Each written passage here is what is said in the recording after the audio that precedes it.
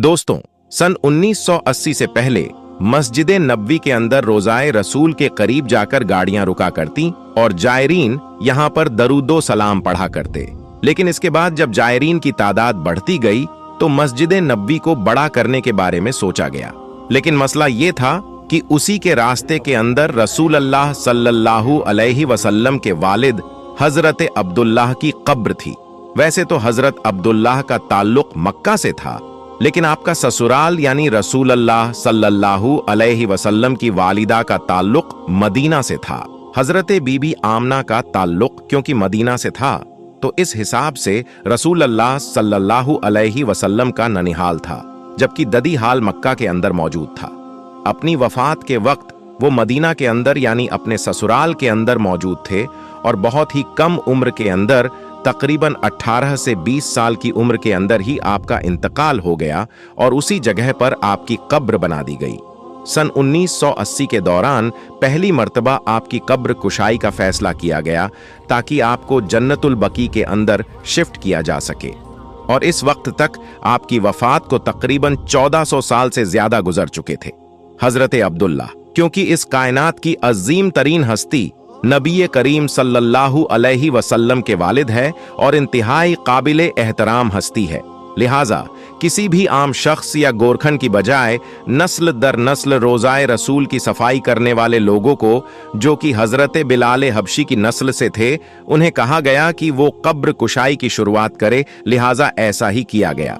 लेकिन इस दौरान जो मंजर देखा गया वो इंतहाई हैरान कुन था और किसी को उम्मीद नहीं थी कि 1400 साल गुजरने के बाद वो कब्र से एक शख्स की लाश को ऐसे जिंदा निकलता देखेंगे जैसे अभी इनका इंतकाल हुआ हो। 1400 साल गुजरने के बाद भी हजरत अब्दुल्लाह की लाश, आपका जिस्म बिल्कुल सही सलामत था। आप कफन के अंदर लिपटे थे, जिस्म पर गोश्त मौजूद था और जिस्म पर बाल और नाखून तक सलामत थे, और एक अजीब सी खुशबू हर किसी ने आसपास कब्र के महसूस की। इन खुशनसीब लोगों के अंदर मौजूद कई लोग जो इस कब्र कुशाई के वक्त वहां पर मौजूद थे, कई लोग आज भी जिंदा हैं और इस वाकया के गवाह है। इन लोगों ने अपनी आंखों से दोबारा दफनाने का मंजर भी देखा, और इस दौर के अंदर कैमरा तो मौजूद था लेकिन इसका इस्तेमाल इतना आम नहीं हुआ था जितना आज के दौर में है, लिहाजा इस मंजर को कैमरे के अंदर कैद नहीं किया जा सका। बहुत से उल्मा इकराम और फिरकों के अंदर आज तक हजरत अब्दुल्लाह समेत आपके भाई अबू तालिब और आपके वालिद अब्दुल मुत्तलिब यानी हुजूर के दादा के ईमान पर बहस की जाती है कि जब अल्लाह के रसूल ने इन तक दीन इस्लाम की दावत पहुंचाई नहीं या वो इससे पहले इंतकाल कर गए तो इनका कयामत के दिन हिसाब किस चीज पर होगा? क्या उनकी मौत ईमान पर थी या फिर कुफ्र पर? हजरत अब्दुल्लाह बनु हाशिम खानदान से थे, जो कि अरब के दो बड़े खानदानों हाशिम और बनु उमैया में से एक था।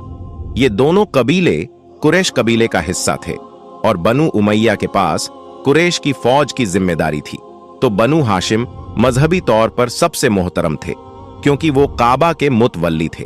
काबा का तवाफ करते वक्त अरब के मुशरिकीन अल्लाह के नाम के साथ साथ अपने बुतों के नाम भी लिया करते और काबा के अंदर भी 360 के करीब बुत मौजूद थे।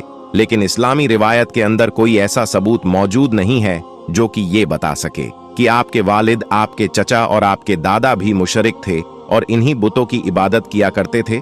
रसूल अल्लाह सल्लल्लाहु अलैहि वसल्लम के ऐलान नबूवत से पहले तक जो दीन इन हस्तियों तक पहुंचाया गया था और उन मौजूदा हालात के अंदर इस पर जितना अमल कर सकते थे इन लोगों ने किया, और अल्लाह ताला कयामत के दिन हर इंसान से इसके हालात और उसकी हैसियत के मुताबिक सवाल करेगा।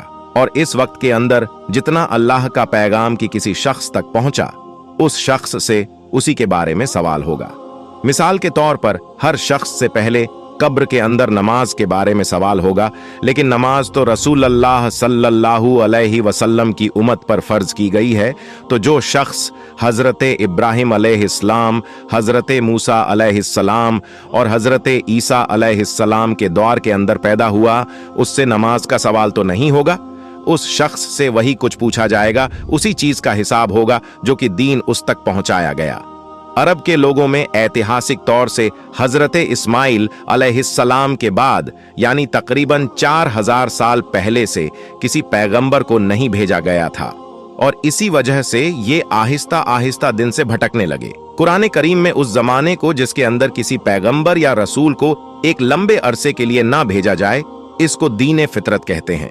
यही जमाना रसूल अल्लाह सल्लल्लाहु अलैहि वसल्लम के ऐलान नबूवत से पहले आपके घर वालों यानी आपके दादा, आपके वालिद, आपके चाचा वगैरह ने भी पाया था। सूरह यासीन आयत नंबर 3 के अंदर अल्लाह ताला फरमाता है, जिसका मफहूम है कि ए मोहम्मद, हमने आपको कुरान देकर इस कौम की तरफ मबूस किया जिसकी तरफ दावतें हक नहीं पहुंची थीं, ताकि आप इनको डर सुनाएं। इस आयत मुबारिका में साफ तौर पर अरब के लोगों का दीन फितरत पर होना साबित है, लेकिन इस दावे के बाद जिसने इनकार किया वो काफिर कहलाएगा। सूरह बनी इज़राइल आयत नंबर 15 के अंदर दीन फितरत के लोगों के लिए अल्लाह का हुक्म है कि हम किसी कौम को तब तक आजाब नहीं देते जब तक कि उनके अंदर किसी रसूल को ना भेज दे, यानी जिनके पास पैगंबर नहीं भेजा गया तो वो आजाब के हकदार नहीं होंगे। लिहाजा रसूल अल्लाह सल्लल्लाहु अलैहि वसल्लम के वालिद, वालिदा और आपके घर के लोग इस तमाम आजमाइश और इम्तिहान से आजाद हैं। सही मुस्लिम में एक हदीस है जिसके अंदर बयान होता है कि अल्लाह की रसूल सल्लल्लाहु अलैहि वसल्लम के पास एक शख्स आया और आपसे सवाल किया कि अल्लाह के रसूल, मेरे वालिद वफात पा चुके हैं, वो इस वक्त कहां पर हैं? आप सल्लल्लाहु अलैहि वसल्लम ने जवाब दिया कि वो आग में हैं, यानी जहन्नम में। ये सुनकर ये शख्स गमगीन होकर जाने लगा तो आपने इसे अपने पास बुलाया और फरमाया कि तेरा वालिद और मेरे वालिद दोनों जहन्नम के अंदर हैं, यानी आग में हैं। इस हदीस मुबारका की वजह से बहुत से लोगों ने इसका ये मतलब निकाला कि रसूल अल्लाह सल्लल्लाहु अलैहि वसल्लम ने अपने वालिद को माज अल्लाह जहन्नमी कंफर्म किया, जबकि हकीकत कुछ और ही है।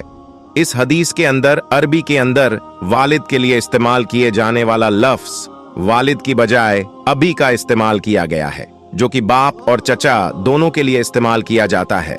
लेकिन यहाँ पर आप सल्लल्लाहु अलैहि वसल्लम अपने चचा अबू लहब का जिक्र कर रहे थे, जो कि हमेशा आप सल्लल्लाहु अलैहि वसल्लम का दुश्मन रहा। अरबी जुबान के अंदर चचा को भी बाप की तरह बोला जाता है, लेकिन जहां पर खास तौर पर वालिद का लफ्ज आ जाए वहां पर इससे मुराद सिर्फ वालिद लिया जाता है, यानी बायोलॉजिकल फादर। एक और हदीस मुबारका के अंदर हजरत उमर को मुखातिब करके आप सल्लल्लाहु अलैहि वसल्लम ने फरमाया कि उमर, चचा भी बाप की तरह होते हैं और मेरे चचा अब्बास की बात भी मेरे जिम्मे है। इस हदीस के अरबी अल्फाज के अंदर भी अबी का इस्तेमाल किया गया है, जिसका मतलब है कि चचा। लिहाजा रसूल अल्लाह सल्लल्लाहु अलैहि वसल्लम के वालिदैन और आपके घर वालों के ईमान और कुफ्र का फैसला हमें अल्लाह के हुक्म और कुरान के मुताबिक करना चाहिए। और जब अल्लाह ताला फरमाता है कि मैंने उनको बख्श दिया, तो इस मामले में हमारी बहस करने की क्या औकात है। लिहाजा हमें इस मामले पर खामोश ही रहना चाहिए। इसकी बजाय हमें अपनी ईमान की फिक्र करनी चाहिए, जिस मकसद के लिए हमें दुनिया में भेजा गया। अल्लाह ताला हमें समझने के और नेक अमल करने की तौफीक अता फरमाए। आमीन या रब्बुल आलमीन। प्यारे दोस्तों, अगर आपको ये वीडियो पसंद आई है तो इस वीडियो को लाइक करें, अपने दोस्तों में शेयर करें। मिलेंगे एक और नई वीडियो के साथ, तब तक के लिए अल्लाह हाफिज।